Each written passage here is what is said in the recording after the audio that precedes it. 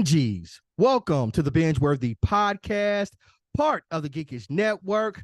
My name is Johnny Randolph, and at the BingeWorthy Podcast, we will binge watch an entire series to let you know if you should. And as you see on our screen, I have two dope ass co-host. My first co-host is the lovely Miss Courtney Scott, right? Courtney, say what's up to the people, ma'am. Hello. And my next co-host, you know him as Snoop from the Ville, Ricard. Yo, man, tell the people who you are, son. Hello, Governor. And we want to say shouts out to our normal co-host, Chuck Babb. He's out there, making the world dope. He'll be back with us next week. For our show today, we are going to discuss Amazon Prime's Gen V Season 1. The premise of the show is at the God University School of Crime Fighting, founded by Thomas Godokin. Godokin. Young adult superhero Soups put their moral boundaries to the test by competing for the university's top ranking and a chance to join the top 7 Vault's international elite superhero team. When the school's dark secrets come to light, they must decide what kind of heroes they want to become. Now, what we're going to do is we're going to engage in conversation, and at the end, we're going to rate this. This premieres on Amazon Prime. It has a runtime of 1 hour and 8 episodes. So let's get into this. Courtney, I'm gonna start with you, ma'am. How did you feel the pilot helped to establish this universe? This is season 1. It is a spinoff of The Boys. This is the 3rd spinoff. So how do you think the pilot helped to establish this world that we're in? Well, I mean, it definitely set it up so that you knew that this was going to be potentially, because The Boys is already kind of edgy, but this was a little bit more gruesome on the side of, shock value and this kind of like younger edge, like YA, very like, I don't want to say like CW, but it was in the of old school CW. You have like your young kids set in this college, and you don't know the history and the backstory of what's going on at this college. All you know is this is where superheroes train. But your hero, Marie Moreau, is struggling with her backstory of what happened to her parents. So that's what I meant when I said it was kind of edgy and a little bit darker, because her abilities are unlike anything that has been in The Boys before. Mm-hmm. Okay. All right. So, Raquel, what about you? How do you think this pilot episode helped establish the foundation for what we were going to see? The thing about it is that the easiest thing is that it's attached to The Boys. So, it being a spinoff of The Boys, you kind of already know what you're going to get. You're going to get some over-the-top gratuitous violence, probably some nudity, a lot of choice language. And on all of those fronts, this show delivered. To take impressionable teenagers, young adults, and try to train them up to be heroes, villains, or whatever, their hormones raging on the set of a college campus, that is a mix made in hell. Yeah, it's I don't know. The thing is, as much as I like The Boys, this show was a lot. And don't get me wrong, I liked this show. I thought that I would love it, but I liked it. It was a lot. So I don't know. I mean, it did well to establish the universe. The pilot did.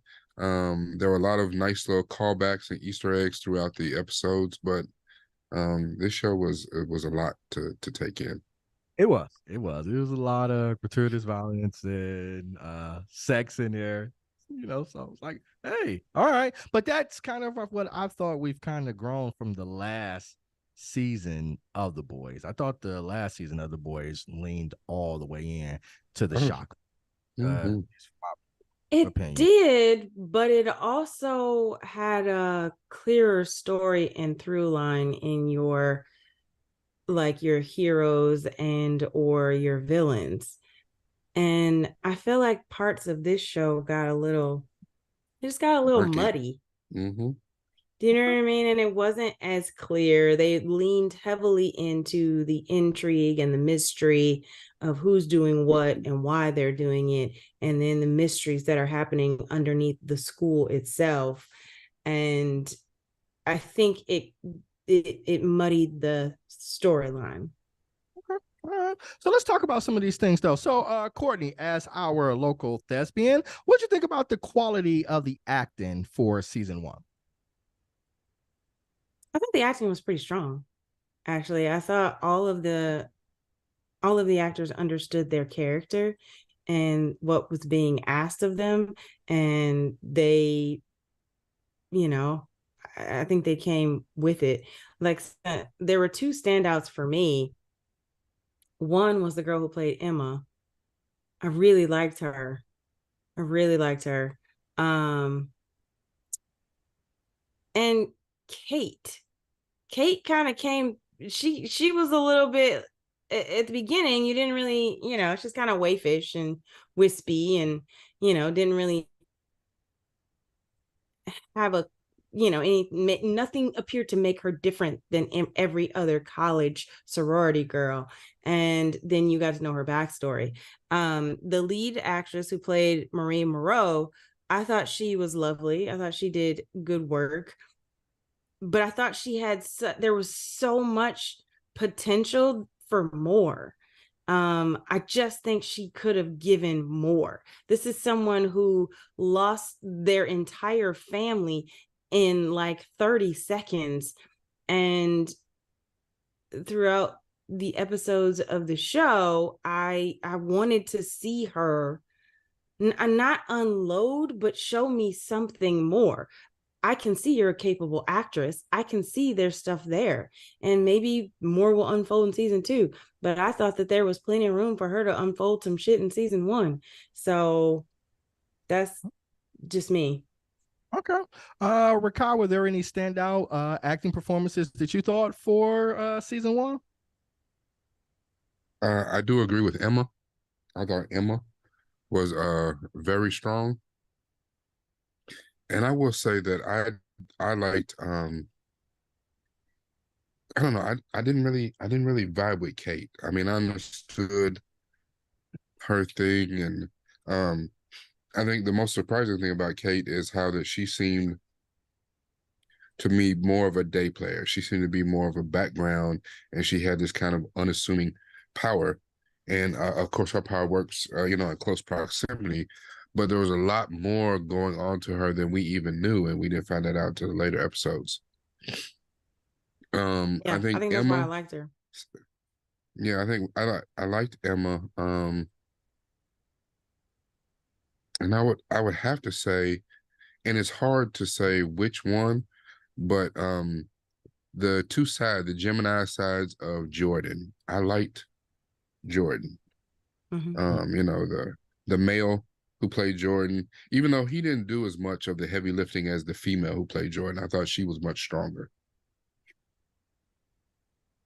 So yeah, I have to agree with that. Yeah. Yeah. So for that, and let me know if I'm wrong, I don't know if I've ever seen a shapeshifter take on that role, like how the dualities are going from male to female and doing it seamlessly. And I thought it was a added treat to this type of power that we've seen before, but never done that way. Agreed. I really thought that it was cleverly done. It was a clever way to have a conversation on someone who identifies with both genders. Mm-hmm. I thought it was a really intriguing, and I thought that they both handled it really well. The female actress, her name's London Thor. I've known her since she was a little kid. So I didn't want to come right out and say that she was one of my favorites, but she was. So she was she played the female version of Jordan, and she did an incredible job. Yeah. So it was really great to see her just blossom into this like really dope ass actor. You can go on and tell us. It's okay, Courtney. You can go on and tell us that you taught her everything that she knows. Like That's not what I'm saying. I'm saying I've known molded her and her you molded family her into since the she was a fine little thespian kid, that she was is. young. It's okay. Up. Be humble. Be humble. It's okay. Right. We know. We Oh know. my God, that's we know. not what I'm saying. At the Geekish Network. We went to the same acting studio. Like, and her mom is my coach. Nice. So that begs the thing. So since they're introducing kind of these new thoughts and concepts, I'll start with Ricardo, transition to you, Courtney. Ricardo, what'd you think about the writing for the entirety of the series? Because you like the acting. Did the writing match up with the performances of the actors? Carrying on with kind of the so we got this in the last season of The Boys. We're introduced to the harm of Compound V, and that our superheroes are not superheroes in the normal sense of what we, are used to. Comic book nerds who are used to Marvel and DC. You're a mutant, you're inhuman, you got your powers through, some accident of birth or something, or or you work really hard or whatever. However you got you're alien, however you got your powers. This is parents were in on the take, and they took money and doped up their babies, and the babies developed these powers. So this story kind of followed that, and I don't know if it was better for it, because to Courtney's point earlier about it being murky, I think it would have been better if we had a clear-cut, this is the villain. Even if you gave us a red herring, and it's not really, that's not the villain. That's your George Bush, and there's really a Dick Cheney sitting behind him, and that's the real villain. I think it would have made things a lot easier to direct their attention at. Like, it just seemed like the entire show, 8 episodes, they were just kind of running all over the place, and they, and it's hard enough where they have divided loyalties and all this type of stuff. They don't know who to trust, and you see the people you thought you trusted, you don't trust or whatever. So I mean, I get that, but it made it a little bit harder to follow without a clear-cut, delineated, this is the bad guy, these are the good guys, this is what they're fighting for, fighting against. I mean, they running wherever. Oh, I think this is a clue, let's go here. Well, yeah, and then it's like too many storylines. There were too many. Either you have a whodunit, why they did it, or you're trying to solve somebody's murder, or the school has a secret lab that's testing on soups, or you have a crazy principal who wants to kill all the soups, or like which one am I supposed to be focused on? Like, the actors are the only ones that did the job that was asked of them, but the writing team, it just was like spaghetti theory. They just threw every single potential storyline at us, and they could have saved one of those for season 2. It's like, if you wanted us to, like, okay, Dean Shetty, if Dean Shetty is the villain and she's the one who, her whole backstory was so amazing. If they had stayed on that, if they had stayed on that and left her as the villain, even in bringing in Victoria Newman and her angle, like, what, the two of them together, I don't know. But like, then you got like, what's going on with the crazy boys who's seeing puppets? What's going on with the, you know what I mean? Emma, who doesn't really, whose ability is binging.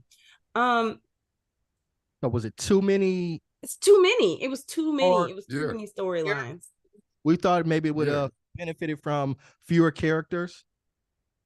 I was okay with the characters because, it's a college about superheroes, and that's fine. I just needed at least 2 clear storylines, maybe a third to set up season 2, but like 5 storylines going on. You had Kate, you had Polarity and his dad, you had Sam and his brother, you had Marie and her background, you had Jordan and her whole story, and he had Dean Shetty and Victoria Newman. Or as we talk about sometimes, could it have benefited from maybe more episodes? Maybe 8 episodes wasn't sufficient, and maybe drawing it out an extra 2. I was ready for it to be done. Might have helped. No. I was ready for it to be done. No, they just didn't know what they were doing. Like, yeah, and as much as I wanted to love this, what I found was I watched the first, 2, 3, 4 episodes. I watched the first like half, and then I became kind of disinterested. I was like, So I mean, I truly had to binge the back half of the season to be ready for tonight because I was like, it's just too much going on.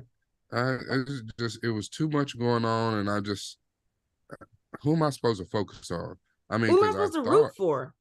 Yeah, like I thought that the whole thing was we trying to figure out why did Golden Boy go crazy and then kill himself, and then we find out that he got a brother that he didn't know he had a brother, but then he thought he had a brother, and Marie and Andre, actually took him down, and just I was like, man. But then it was also like you spent all this time trying to redeem Kate. You had that really cool episode where they were all trapped in her head. It was such a good episode. You threw in Soldier Boy for like shits and giggles, and you did all of this for her to redeem her, get her to trust them, only to then have her turn the tables again, and she really wasn't trustworthy. And so I'm just that's lazy writing right there. That was lazy writing. The actors were awesome, but yeah, I never felt she was trustworthy. I thought she was a huge Karen, and I didn't like her from the beginning to the end. I like nothing about that character at all. I like the actress. She's the setup. She's the setup. She's gonna be that way. And I don't know. I didn't get anything out of her, and that's fine. But let me ask y'all. So we're talking about kind of the show, maybe being a little out there, right? So we've had instances. We've had Jupiter Rising. We just had Invincible come out, The Boys, and now with Gen V. Is this sort of anti-hero kind of superheroes not being good people? Is this genre, is it kind of been overdone, or is there still room for it? Well, the thing is with anti-heroes, I mean, as long as you keep it about family, it works.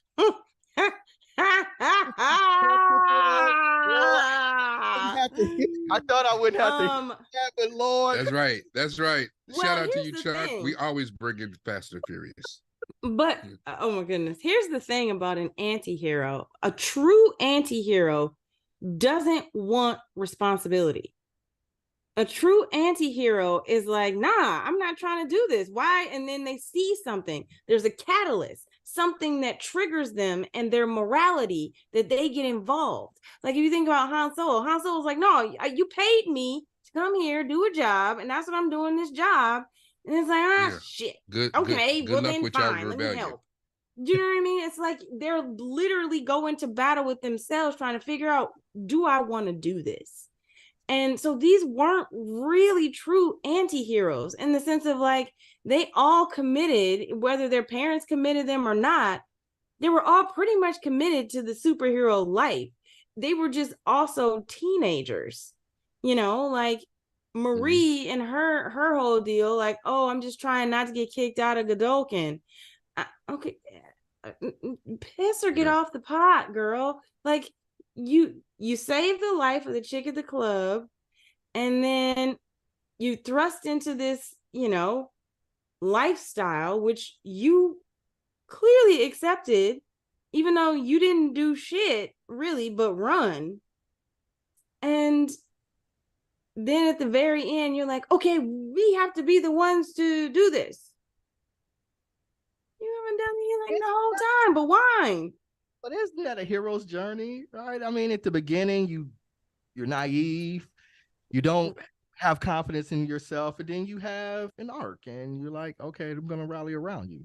You're right. That is a hero's journey, but it's not an anti-hero's journey.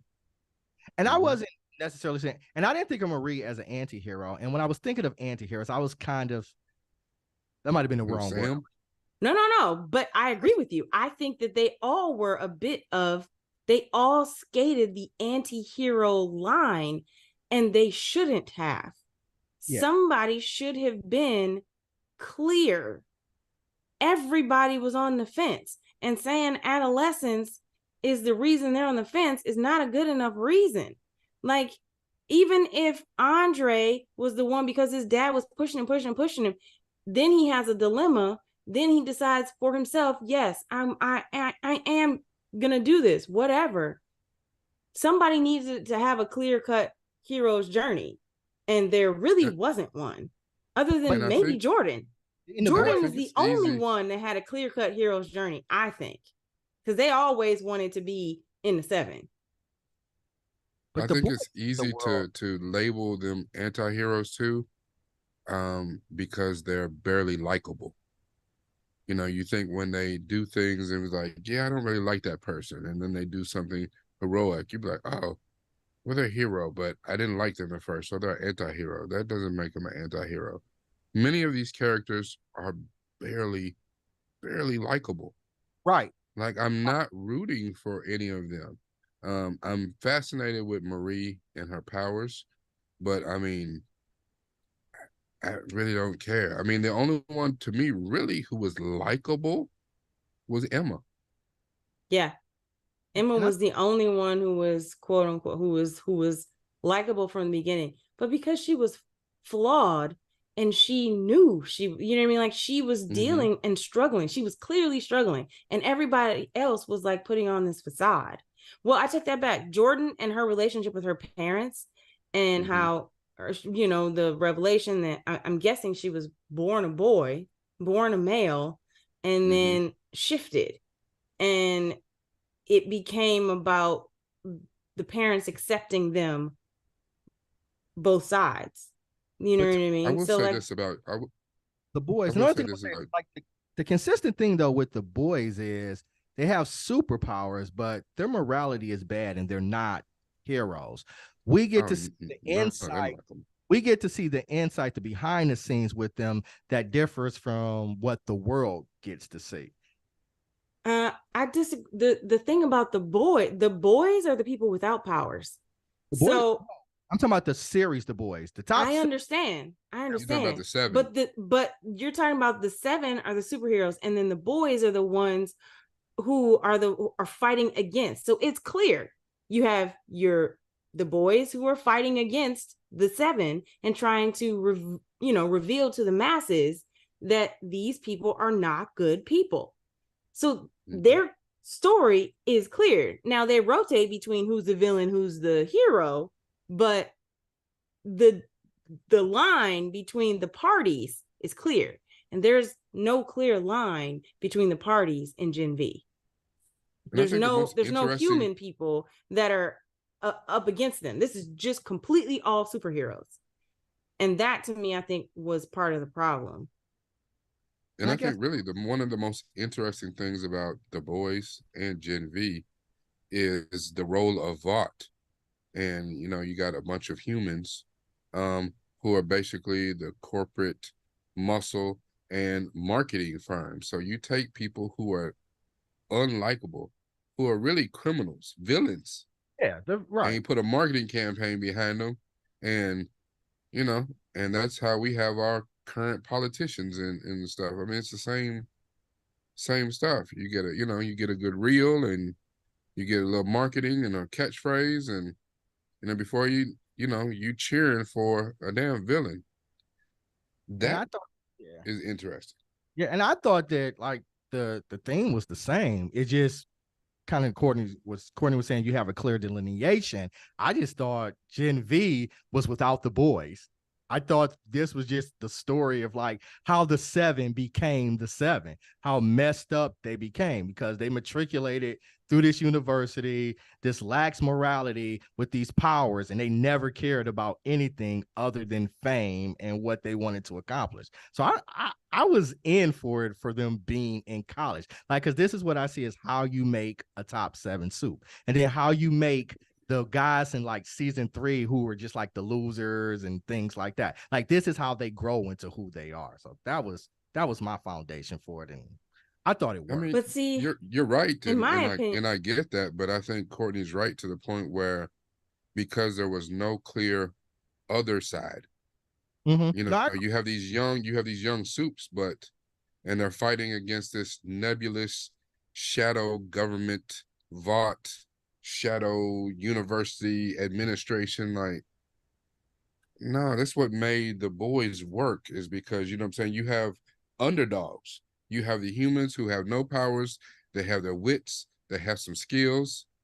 I mean, and even, and even in the last season, in season 3, they traded out and all that to even the playing field. And I don't know if that's was really a good decision, but at least this is they the learned. mission.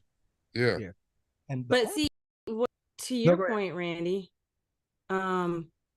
if it had truly been, if Gen V had truly been the story of the 7 we know in college, Queen Maeve, Homelander, the Deep, fucking A-Train, like if it had been all these people, and this season ended with A-Train not in the 7, like they picked the 7, and you know what I mean, because A-Train, when the boy starts, he's just joining the 7. He has just joined the 7 recently, because Lamplighter died, Mm-hmm.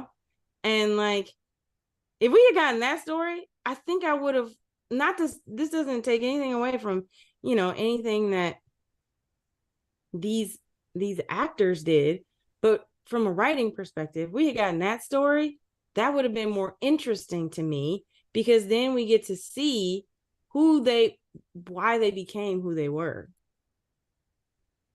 I don't know. I get Gen it. V I didn't really even know, like, why was it other than Generation Vought? Is Gen V what they were given? I forget the name of the No, it's the called serum. Compound V. Compound V. So Gen V is like the new generation of the Compound V people. But it just, I don't know. It was okay. Yeah, I don't know. I just thought that that's what they were aiming for without trying to actually do a prequel.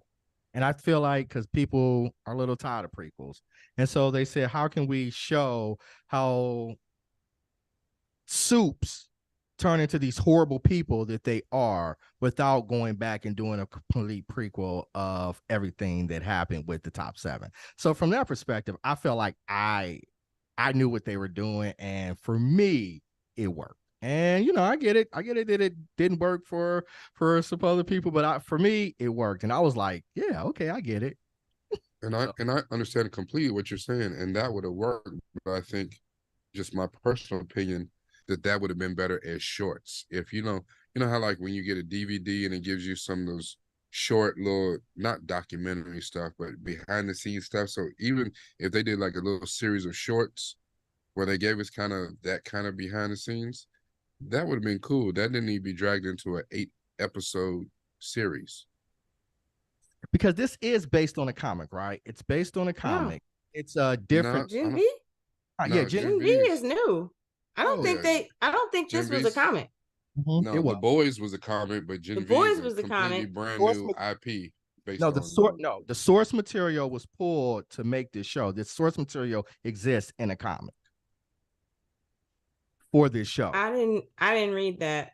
Yeah, I'll send.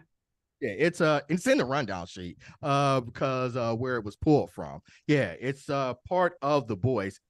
It's pulled from source material on run of The Boys comics. Now maybe it's older, maybe they changed it up, which they did with The Boys, but there is source material for this season. And so I just figured that's where they were pulling these characters from, and they didn't want to delve into the world of being a prequel, which I thought that it worked for me. So what you guys, let's start with Kyle. What you guys think about the visuals for this season? How did the special effects rate for you? Well, I was okay with the special effects. I thought they were fine. And that's the one thing, when it comes to Apple and Amazon Prime, they spend the money. They spend the money and have the stuff looking right, and they're not running a Bangladesh sweatshop like Marvel and them. So, Marvel and them, they'll spend, Marvel, Star Wars, they'll spend $500 million and put it all in one episode, and it still looks like crap. He was like, y'all just phoning it in? The earlier I stuff, was, the earlier stuff from Marvel and Star Wars were good. The earlier stuff was good. no, I'm talking about a lot of the stuff going on now where you can tell that the special effects artists are overworked and underpaid and underappreciated. This was fine. I did like the powers and the display of what the different powers that the different people can do, and I don't think it was played out. There were some moments of stuff where he's like, I don't know, okay, that looked okay, I guess. But I mean, for the most part, the special effects were decent. Okay, all right, Trey, Mr. Yo, what's cracking, baby? Bro, welcome to the gig. Hey, yo. My apologies for my tardiness. The thing I was doing started late, which ended late, but I'm here. That's all right, man. That's all right. You are right on time. All right. Now, thank you, everyone. We had a great show tonight. Good night. God bless. Tip your waiters and your waitresses. So, Courtney, how did you feel about the special effects for the overall season?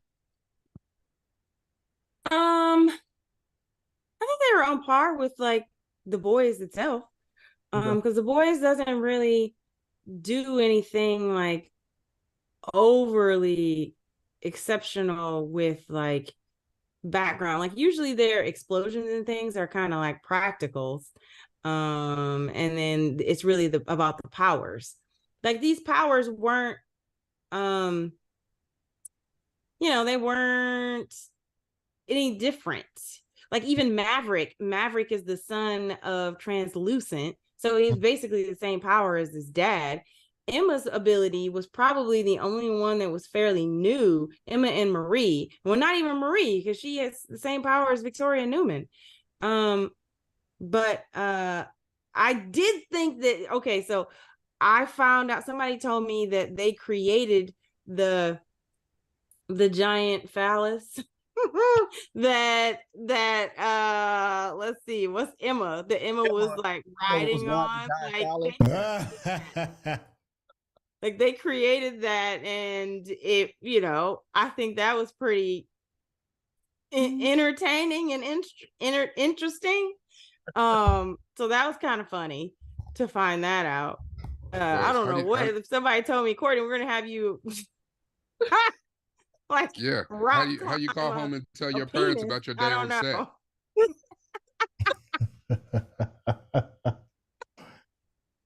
But yeah, I thought they were on par with the original series.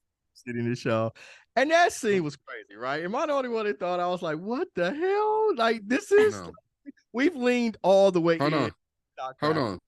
While that one was crazy, it was even worse when your boy and Marie, when she toasted it, when she blew it up, listen, I almost quit the whole series on that scene alone. I was like, you know what? I'm out. That hurt me. Oh my I God, went. that was awesome. That hurt me. I went. So I was like, oops. Oh, but I did love the puppets.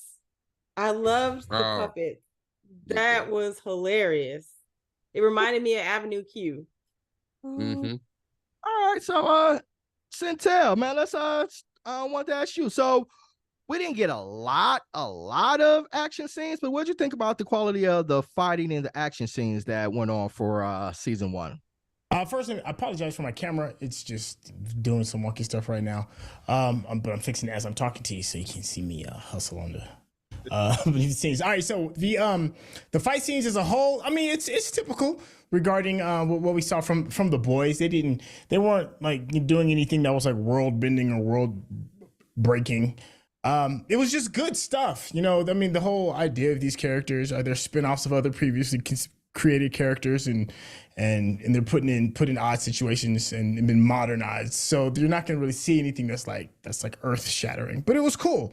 You got your Magneto character, you got your Emma Frost character, and all of their stuff are kind of like, on par with what you would see with a Marvel show. Where I think where Gen V shines and just the boys in general shine is how they can take these powers and do interesting things that's eye catching through gore, through over sexualization, through those kind of things is what makes those kind of scenes memorable. And this show was no different, when they shrunk old girl down to what you were talking about, when she's riding the D, that was absolutely hilarious. The blood work, but doing it during a woman's first time having her cycle, once again, those are things that you're not going to see coming from Marvel or from DC. It's going to come from these kind of properties. So when you see sequences like that, it's a fresh breath of air to something that's kind of old hat, if that kind of makes sense. So I was entertained. I'll say that. I will say that there were two. I don't know, and I guess it comes from being from a female perspective. Binge eating and a woman's cycle are two of the hardest things that a lot of young teenage girls go with or have to deal with, and a lot of times in their adolescence. So to weaponize and or turn them into powers, it totally felt like to me that definitely came from a masculine imagination, just because glorifying binge eating for any reason, I'm sorry, that as much as I love the character of Emma and I thought she did a great job, I did have a problem with that, with showing a young girl binging and purging in order to use her superpowers to grow large and or small, shrink herself. That was slightly problematic for me. And in terms of Marie's, like to get her period for the first time, and periods they can be terrible for you anyway, and you made it extra terrible by murdering her parents. Yeah, that was tough. I accept Marie's ability and and the ingenuity and the clever way of using that, however horrifying it may have been. I totally see from a writing perspective, that was fresh. Nobody's done that before. But I do take issue with the binging and purging. It's already something that young girls do. So if they were going to do it, then it probably should have been a male.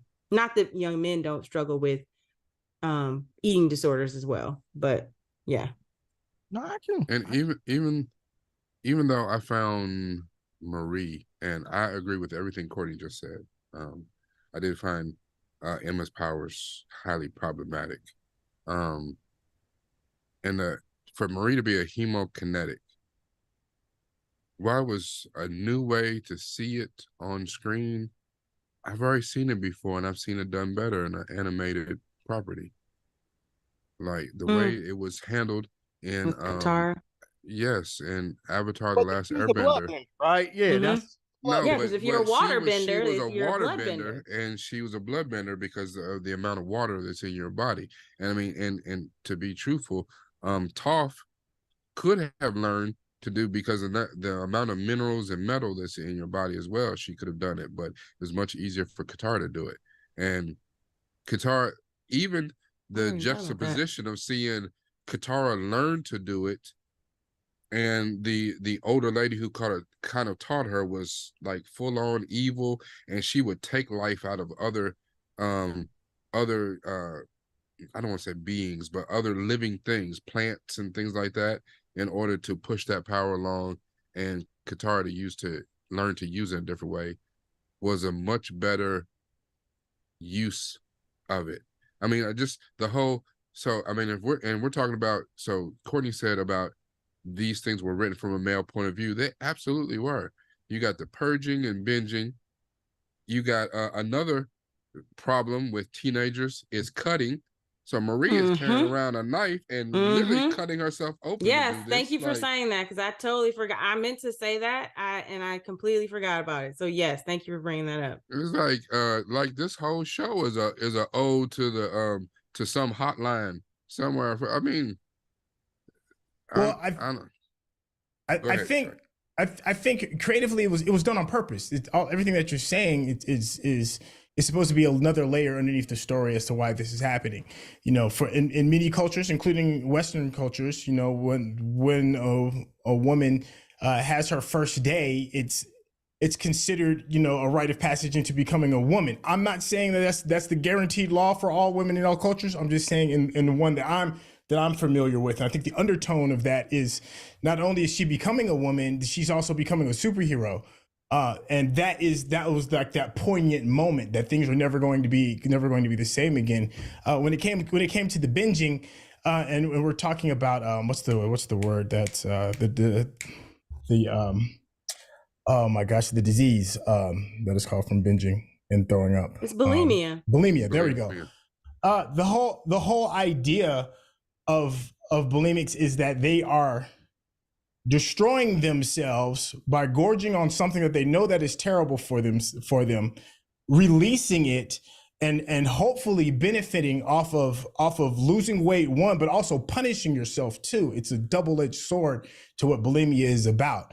From what my understanding is, I'm not bulimic, I haven't gone through that, but from what I have read and what people have told me, it's a double-edged sword with that. It's the same with cutting.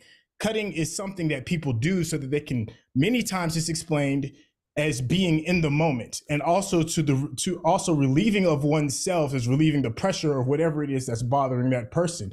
It's a sickness. So what I think the writers of this show is doing is that they're taking these terrible, horrible things, well, as far as the bulimia and the cutting is concerned, and turning that into a twisted form of a superpower, or at least giving the superpower a little bit more of another layer than what you would typically see with like Marvel and DC. Because if you read the comics, and I'm sure you all maybe have read the comics, and I'm not assuming that, but that's like the whole play on the whole comic is to take these typical heroes that we have and then find and look at them, their powers, and how they use their powers in this real world in totally different and unique situations. So that's why they took that risk of dealing with cutting, dealing with bulimia, dealing with a young woman becoming a woman for the first time, so that you can see these powers from another angle. Right. No, that was all clear. I understand that. I'm just saying from a young perspective, and that these are problems that teenagers and adults are dealing with in terms of bulimia, anorexia, and cutting.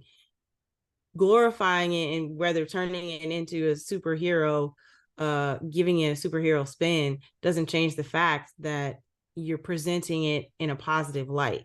You thought that was positive? Point. I think that the fact that it is a superhero, the fact that they are using their ability to either help people or gain fame and or recognition, then yes, it does have some element of positivity for a superhero. I disagree, because I think there's a lot of tones and notes where they've even said that this is not necessary. Like even when what's her name was bleeding all over the place and her PR people came in, they was like, we can't even use that because it's disgusting. Like they've said it like on the nose with it. Like the relationship that the bulimia chick has with her mother is toxic, and that toxicity is what's causing this superhero power to be revealed. There's nothing positive about that. The only thing positive that I can see out of those particular characters that are shown was this young girl becoming a woman, and then they just flipped it to make it look different. I don't think they were trying to make that look, the other ones with the cutting, I don't think they were trying to make that look positive or fun in any way, shape, or form. I think they just used it as a way to turn the superhero power on its head, but I don't think they're promoting any of that. It's not about, I mean, we just agree to disagree, but I mean, from a female perspective, that's what I'm saying. That's what I see, given what's going on in the community with young women. That's my perspective. So, yeah, Yeah, absolutely agree. Did anybody think though, when you found out what her power was and she went to the school, was anybody thinking like, "There's no way Homelander is going to allow her to ever be in the top 7"? Because I was thinking, right? Because remember was it the blind guy, the deaf guy, and they were like, "Yeah, we're thinking about putting you in the top 7," and Homelander straight killed that dude and matched his and I was like, there's no way Homelander is going to be like a person who cuts himself and uses blood, right? Yeah. Be in the top 7 and promoting it. And I think they even said it. Like, there was like, there's no way the Midwest audience is going to, want to see a person with blood and gore all the time. So I just thought that was, remaining consistently. Yeah, and it was also given where Homelander ended last season, given where he ended in his allegiances, and basically what he, he killed a dude on national television, and everybody applauded and cheered, and it's that take on like the conservative versus like the liberal ideology. Yeah. So it's like the fact that this show ended with him seeing Sam and Kate as the new guardians of Godolphin. Like, when she's like, somebody called Homelander, I was like, oh, this is not going to end well. Not for anybody. Yeah, and I won't even mention the highly racist undertones in that, the lily white blonde girl and Golden Boy's brother Sam, who has been on lockdown ever since, Who's been tortured. So you come arrest, you come after the black girl that does the blood stuff, you come and get the Asian boy girl duo person, you come and get the mixed little black boy, and then we throw in your ally Emma for good measure. I was like, who the hell wrote this? Like, but what about? Let me ask y'all a question. How did you feel about the school shooter moment and the interesting disclaimer they had before they showed the episode? They're like, we're going to show you some gratuitous violence that's going to be in a school setting. And then it really felt like a school shooting situation, but instead of it being somebody with, a semi-automatic weapon, it's people walking around just straight up answering, you hero or human, and then executing people on the scene. That didn't strike anything. I'm just curious. I feel the same way about that as what we were just saying about the purging and binging and the cutting stuff. It's the same lazy writing, and you taking something that is an epidemic. It is a cruel and unfortunately damn near normal part of our everyday now or whatever, and you're glorifying it, and to me that's no different than you going and the record companies, they got all this money and they find the most ignorant rapper that they can and be like, hey, we want you to make the most bullshit record of all time, and whatever terrible images you can show of the hood, we're for it. We'll throw all the money in the world at you. And I kind of thought that this was the same thing. I mean, when it comes to school shooting and shit like that, this was damn near a glorification of it. It's an over glorification of it. I mean, we don't even need guns anymore. We doing it with powers. But like that's some bullshit. Do we think then that because it's satire and they are leaning, it's satire and it's not the first thing that's ever done it. Hell, if you watch Family Guy, they do shit like this all the time.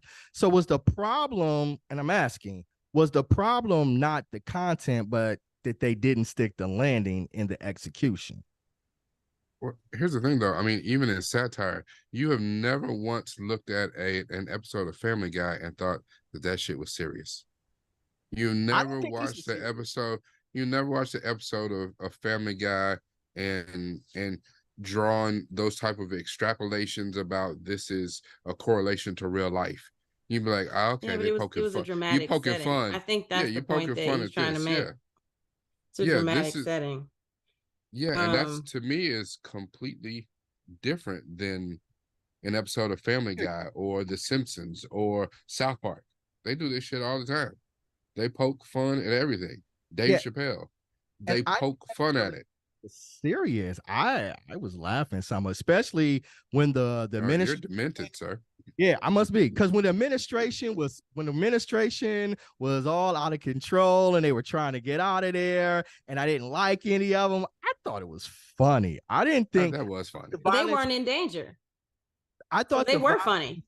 I thought the violence was so gratuitous and over the top that it made me say this is not real. And I didn't. Quentin Tarantino does this shit all the time. He makes gratuitous, over the top violence that are in real situations, and he's like, it's so over the top. I didn't think it didn't bother me. That's just right. I think, but Quentin Tarantino's never set anything in a school, and I think that is the point. Or that was your question, right?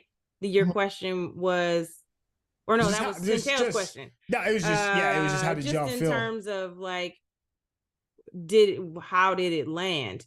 And to your point, Randy, I don't know if I believe they stuck the landing they intended to stick.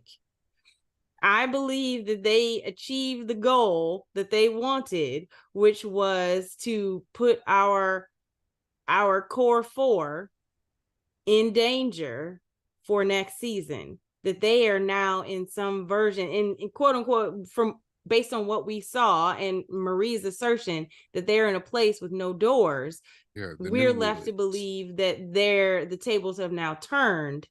And, are they in the woods? Where is Ashley somewhere? See, I never thought Ashley was in danger. Ashley was only there. Ashley and the director, I thought he might take out the director. And I thought that would have been entertaining. Just the fact that he did it in the middle of an acting class, that shit was kind of funny. But,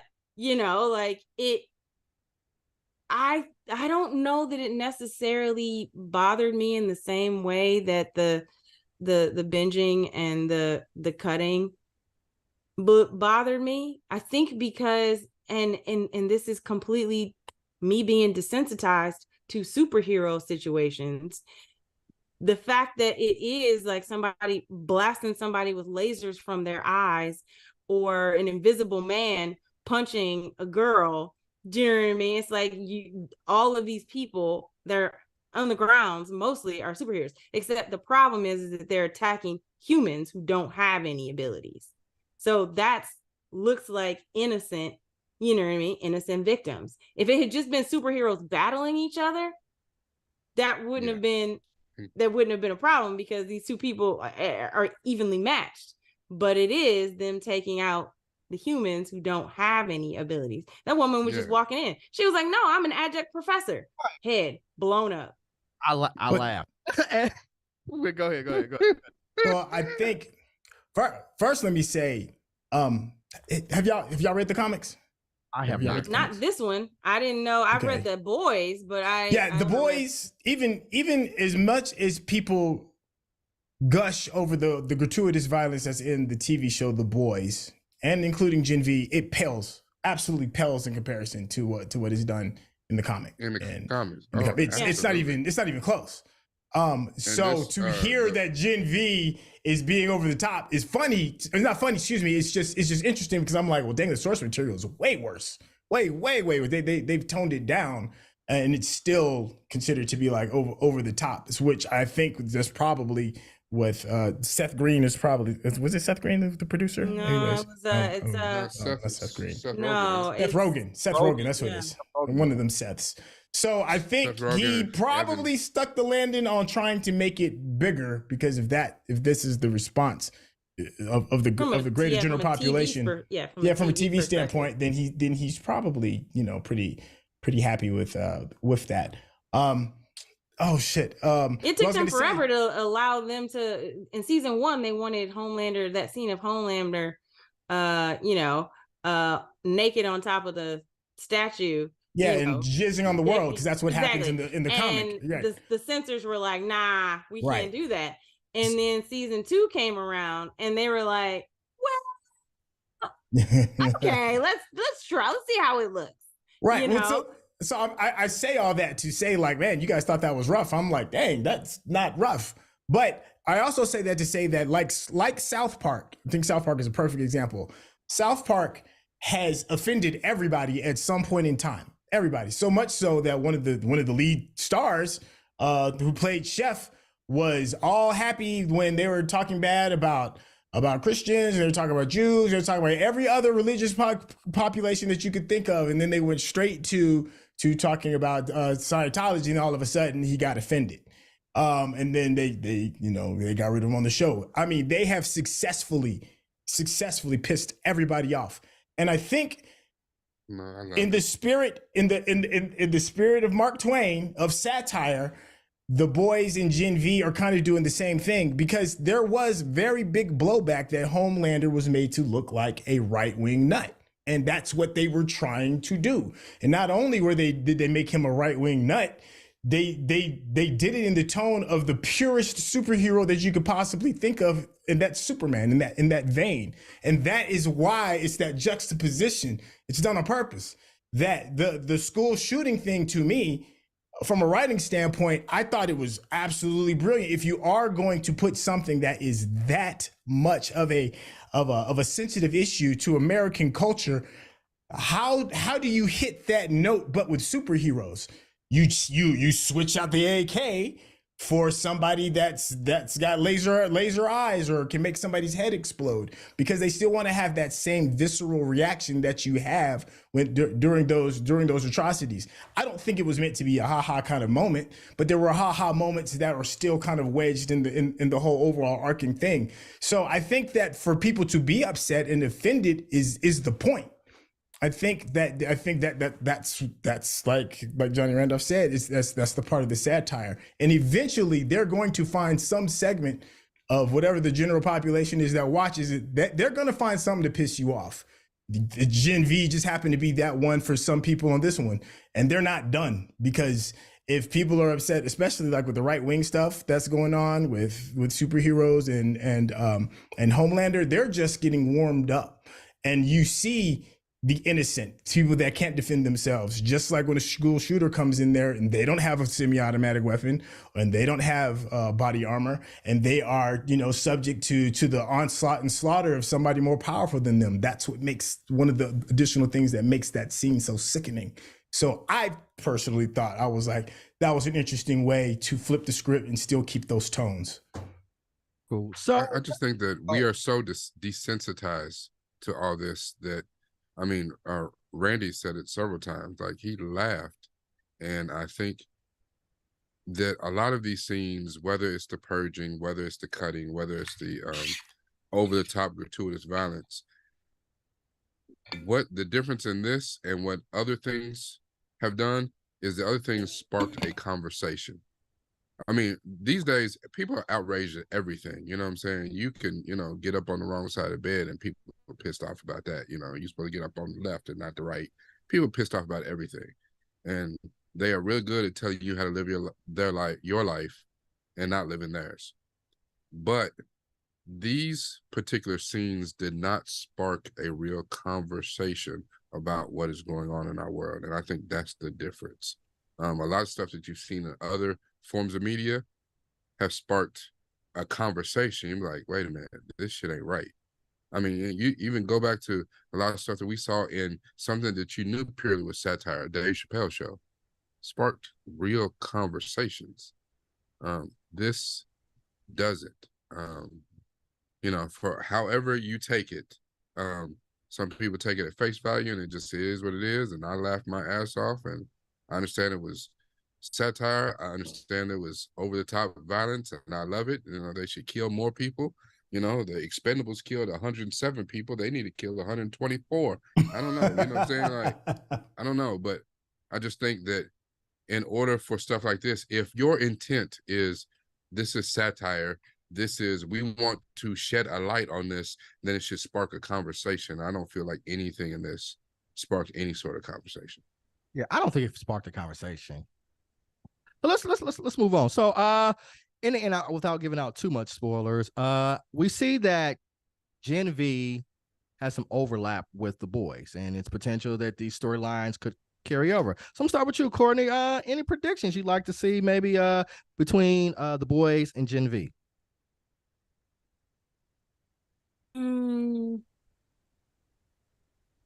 Man, I would like one of the boys to, one of our quote unquote hero boys to make an appearance. I mean, we've had now Ashley and her cohorts.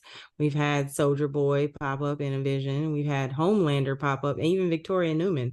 So I would really like to see one of like Huey or Eminem or somebody, you know what I mean, like pop up in this show, just to offer a different perspective and or connect, in terms of, I would like to see some crossover. If now we're going into season 3 of The Boys, and Season, is it season 4 or season 3? Season 4. Going into season 4. Forgot about season 3.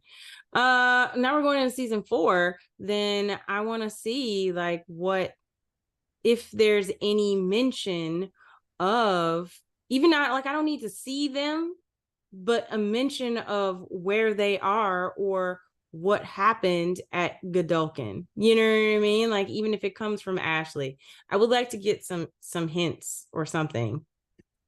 Well, we did get that cameo at the very end of someone taking a tour of the woods. So more crossover type stuff. So we did get, so it does look like it will have some ramifications and some other stuff, and I wonder, like, is now that they found a way to even the field, and the whole point was to go get Soldier Boy to have him neutralize Homelander, and that didn't work out so well. Like, are your boys, are they still juicing? Like, what, that would be interesting. And I think not so much like Agents of S.H.I.E.L.D. or something, but even if you had small parts of episodes in The Boys that had the Gen V people in it, like they did a certain thing that led to a clue or something that the boys had to go check out or some shit. I don't know, but okay, I can get with it. Centel, what about you, man? Any predictions? You think there might be any crossover between Gen V and The Boys? Oh yeah, absolutely. They said that this is going to lead directly into season 4 of The Boys, and the season 4 is going to lead off directly into season 2 of Gen V. That came from the showrunner. And I think right now the setup is the big reveal to level the playing field between soups and non-soups is going to be the virus, the glue that segues this. I think what they're trying to do with The Boys a little bit, it's kind of like what Netflix did with ground level superheroes with Daredevil and the Punisher and Jessica Jones. You're gonna get like a street level view of the repercussions of the things that the bigger picture is doing. And I think we saw a little bit of that when they had like the town hall meeting regarding like what they're gonna do with soups. When we jump into The Boys is a little bit more higher level superhero going on, and now that they have that thing, the MacGuffin device, I'll just say that, it's going to be what is Homelander going to do? Everything is about Homelander, just like everything is about Donald Trump right now. He is the Donald Trump of superheroes right now, and that's going to be the focus. And then we'll see like the residual effects on the street level from Gen V and going back and forth. So you'll get big, small, big, small. Bust his ass. Yeah. I would love it. All right. At the beginning of our show, we rated using our BingeWorthy scale. We had to make some adjustments for that, but we're going to get the initial rating, and then I'm going to ask you guys, how are you going to re-rate it? So, Rodney, can you put up everybody's initial rating? If you're out there.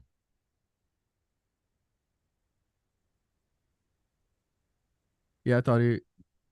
All right. Oh, so, okay, that's fine. Fine. You may have stepped away for a moment. All right, so let's start with you, Rakai. What was your initial rating, and then how are you going to re-rate it?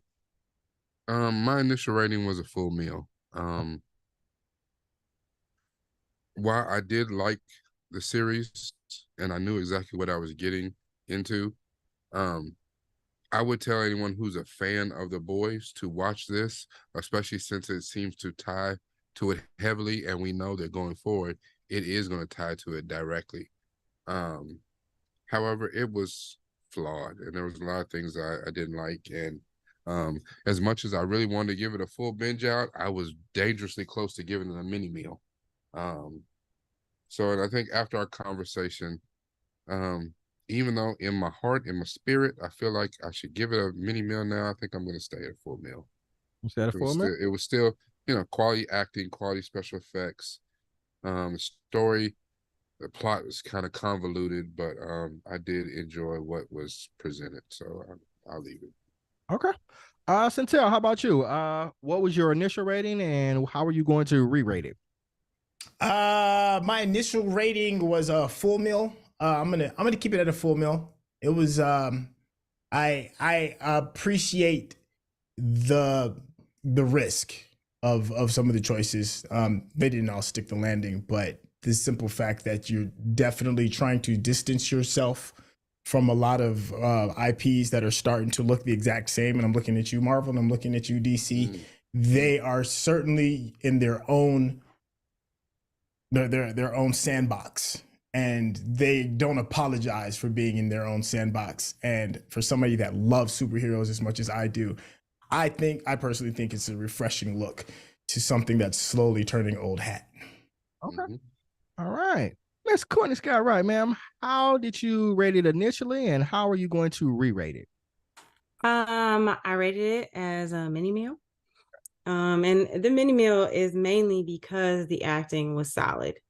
It just didn't have the same heart and passion that The Boys has. Like I kind of needed the character like a Huey, like Eminem, to really like Frenchie, to really have this connection of who I'm rooting for, or even Queen Maeve, who made her final choice at the end of who she wanted to be. You know what I mean? And I just felt like I needed more of those stories, because there was just too much of I don't know what to do. Okay, well, this is the right thing to do. Okay, so we're gonna do this. There was just not enough clear choices happening from the adolescents, and nobody, and not even adolescents, these are like young college age, these are like early 20s, so it's like I just needed more clarity within the storyline, from the heart of what is the point of this show, other than like the spectacle and the special effects of the superheroes. Because I'm all for all of the crazy shit show stuff that happens in The Boys, but it just seems like there is a stronger foundation other than just like a little bit of everything. So yeah, I'm gonna stay. Okay. Mini meal. Good post there. All right. So for me, my initial rating was a full meal, and for this, I guess I didn't explore it too profoundly. It was spectacle, and I was here for it. And I do like that there are IPs in this genre that are willing to take the risk. And because we do have all of the Marvel, the DCs, they're so pristine, they're so clean. And I like the fact that they're taking a risk, and it provides content for people who may not necessarily be into those pristine, perfect looks. So for me, I'm going to stay consistent. I rated it a full meal at first, and I'm going to keep mine as a full meal. So, all right. So we got 15. We divide that by 4. We got 3.75. So we will round up The Boys to a full meal. Full meal. All right. Okay. Cool. All right. Rakai, you got anything to say before we head out, sir? No. Nope. I guess another solid week. What are we talking about next week? We're talking Loki. Oh, yeah. Loki. Yeah. Speaking of Marvel projects. Courtney, you got anything to say before we head out, ma'am? No. Cool. Santel, you got anything to say before we head out, sir? Man, you know I always got something to say. Shit. Now, did y'all see the poster boards for Avatar: Last Airbender? I just gotta be excited, even though I know I'm probably going to be disappointed, but I'm still excited because come on, man, it's Aang and company. So I'm excited about that, and of course, Amazon with Invincible when it comes another IP that's taking some fun risks is Invincible, and season 2 is out, and the first episode didn't disappoint. So there's other IPs out there for everybody out there. And of course, and one more superhero IP that's very different than Marvel DC is out of South Korea called Moving. So if you want something different, those additional 2 are good places to look. Yeah, they got 22 episodes of those. Yeah, it's a grind, but it's worth it. It's good. It's good. As a friend of mine pointed out, like, you can't get it in the English version. You have to watch it in the South. I mean, the language didn't bother me. It's really like the pacing is slow. Yes. The pacing, it takes a long time to get to where it's going, and I didn't have the patience for it. I liked all the I liked the actor. I liked the young actors. I just was like, y'all have given me nothing, and I'm 10 episodes in. So, but I'm glad to know it goes somewhere positive. Okay, good stuff. All right. Shouts out to Digital Click. They perform all of our marketing and advertising needs. Shouts out to Rodney, our technical director. You know, Rodney put up displays and everything. Yeah, Rodney is dope. Well, you know, with all the tech. And shouts out to you out there, everybody, all the Benjies, for tuning in and watching us. The Geekish Network, as I like to reiterate every single week, we are a BIPOC network. You know, people of color. We create dope ass content with awesome people in front of the camera and behind the camera, and we do it for people who look like you. So we want you to support us. We are on YouTube. We're on Facebook. Find us out there and come. On Twitch. We're on Twitch too. So yeah, share us out there, like us out there, hit those subscribe buttons. You know, let you know when we're going to be going live. We've got a lot of great shows across the Geekish Network: Pod Squadron, Geek Beast, BingeWorthy, and we're going to be coming with more in 2024. So please support us. So said a little bit earlier, next week, same bat time, same bat channel, we're going to be watching Disney Plus's Loki season 2. So tune back in to watch us. And we'll talk to you guys later. Peace.